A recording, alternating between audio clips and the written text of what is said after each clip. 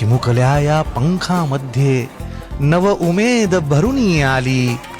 अल्लड अवखळ मुक्त बागडत पाखरे शाळेत निघाली.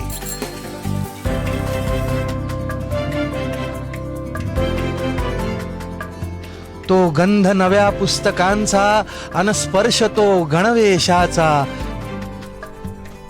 संस्कार पेरत जाणारा पाठीवर हात शिक्षकांचा.